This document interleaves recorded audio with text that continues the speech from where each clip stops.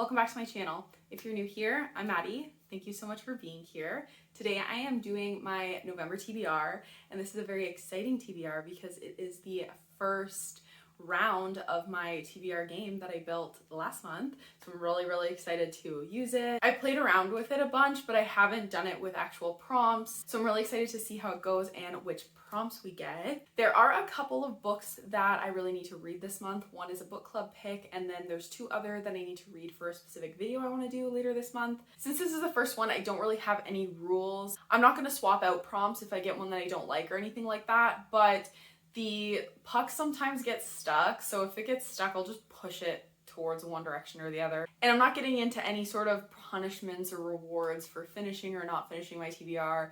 I'm just gonna do this for fun, and then maybe eventually I'll add in those sorts of things. But for now, it's just for fun to see what prompts I get and the books I end up picking from those prompts. Something else I'm really looking forward to with this TBR game is picking up books I normally wouldn't pick up and just more of a variety in my reading. I have found that I'm pigeonholing myself a lot in horror, which I have been enjoying, but I am feeling a little bit burnt out by it, especially from this extreme horror reading vlog that I did. It was just a lot at once. So I'm really excited to see what other sort of books that I will include in my TBR for November. But I'm gonna stop rambling and let's get to the first puck drop.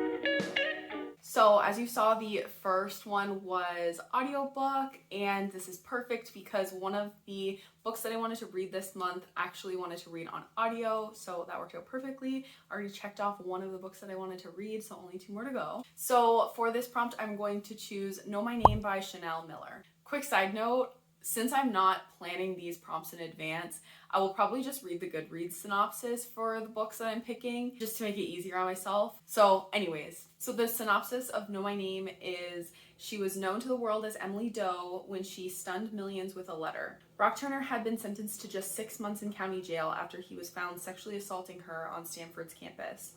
Her victim impact statement was posted on BuzzFeed, where it instantly went viral, viewed by 11 million people within 4 days. It was translated globally and read on the floor of Congress. It inspired changes in California law and the recall of the judge in the case. Thousands wrote to say that she'd given them courage to share their own experiences of assault for the first time. Now she reclaims her identity to tell her story of trauma, transcendence, and the power of words. It was the perfect case in many ways. There was eyewitnesses, Turner ran away, physical evidence was immediately secured, but her struggles with isolation and shame during the aftermath and the trial reveal the oppression victims face in even the best case scenarios. Her story illuminates a culture biased to protect perpetrators, indicts a criminal justice system designed to fail the most vulnerable, and ultimately shines with the courage required to move through suffering and live a full and beautiful life. So I mentioned this book on my channel before as a book that I really wanted to get to, and I'm really excited to get to it this year. I feel like I've put it off for so long and I have been highly anticipating it, so I'm really excited to read it for November. So on to the next pick.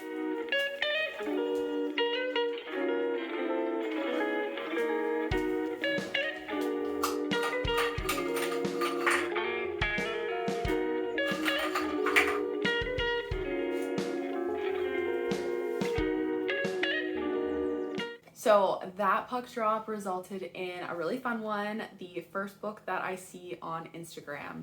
So this one is going to be very interesting. This is a prompt that I was kind of referring to before when I was saying like reading outside of my comfort zone and picking up books I wouldn't normally. So this one could go very differently because I follow a lot of bookstagrams that don't necessarily post just horror. I follow a wide range, so definitely interested to see what this ends up being. So I'm gonna try and record my screen while I do this. If it doesn't work out, I'm really sorry. Just trust that I'm being honest. Okay, so I think this is working. I'm using my browser because I don't know how to screen record on the actual app. So I'm just gonna refresh to get any new posts. I don't think that there will be any, but we'll see. Okay, so the first one is a horoscope thing, which isn't relevant. Taylor Swift, obviously. Chaz reads horror. I don't think that there's any. Oh, okay, cool. The first book is Stephen Graham Jones. So I have read from Stephen Graham Jones before. I read My Heart is a Chainsaw, and I think I rated that a 3 or a 4. I haven't read the sequel yet, but I have The Only Good Indians on my TBR. So I think that's going to be the one that I end up choosing.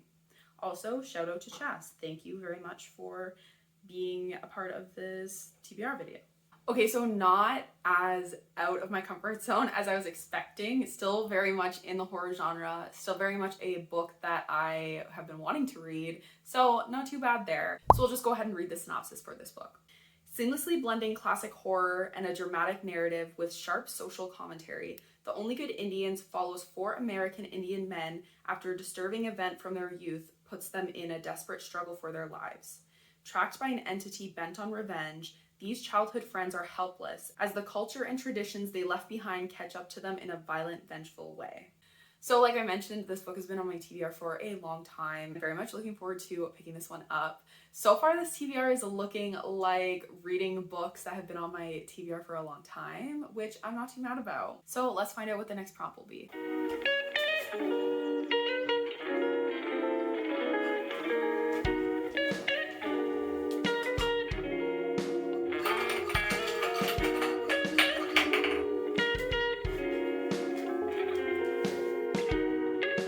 So the next prompt is buy a book, and because I'm trying to cut back my book buying, I'm actually going to just use this as a book I bought recently or like a book I've purchased for myself. So I put these in here kind of as like a freebie to buy a book, but I'm really trying to stay strong.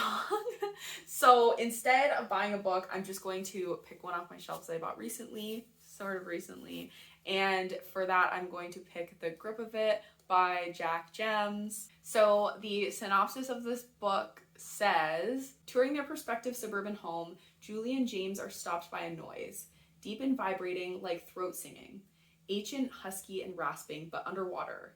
That's just the house settling, the real estate agent assures them with a smile. He is wrong. The move, prompted by James's penchant for gambling and his general inability to keep his impulses in check, is quick and seamless. Both Julie and James are happy to start afresh. But this house, which sits between a lake and a forest, has its own plans for the unsuspecting couple. As Julie and James try to establish a sense of normalcy, the house and its surrounding terrain become the locus of increasingly strange happenings. The framework, claustrophobic, riddled with hidden rooms within rooms, becomes unrecognizable, decaying before their eyes.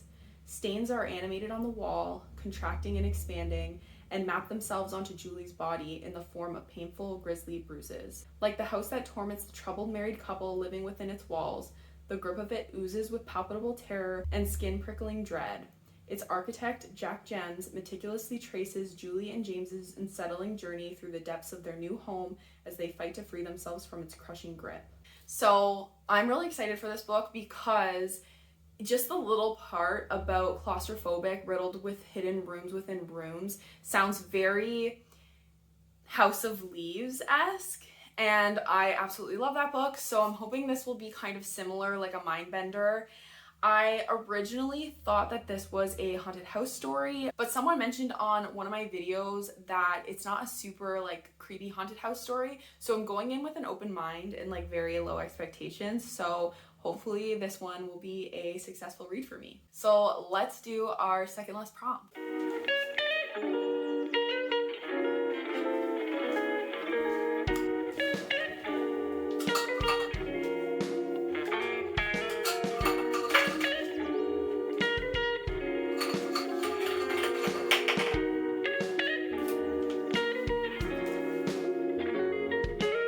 So the next prompt is a book with a BIPOC author. And for this one, I checked my shelves because I knew I had some books on my physical TBR that I wanted to get to by BIPOC authors. And I do have one that I have been highly anticipating, and that is Blacktop Wasteland by S.A. Cosby. I have not read anything by this author before, which is a complete shame because I really think that they are going to be a new fave author for me. Their books are pretty highly rated on Goodreads, like at least over 4 stars, which is I think a high rating for Goodreads in general. Razorblade Tears is another one that I have on my TBR, and I think I own it, but this one is just calling to me a lot more based on the synopsis, so I'll read the synopsis now. Once known as the best getaway driver east of the Mississippi, Beauregard Bug Montage has never stopped looking over his shoulder. He knows that no matter how long he's been out of the life, no one ever gets out completely. Now Bug is an honest mechanic, a loving husband, and a hardworking dad. But when his carefully built new life begins to crumble and a former associate comes calling with a can't-miss jewelry store heist, Bug feels he has no choice but to get back into the driver's seat. Haunted by the ghost of who he used to be and the father who disappeared when he needed him most, Bug must find a way to navigate this blacktop wasteland or die trying. This book is very much giving me The Devil Takes You Home, which, as you know, is one of my favorite books from this year. So I'm very excited to pick this one up and check it out, and also see if S.A. Cosby is going to be a new fave author for me. So let's find out what my last prompt is going to be.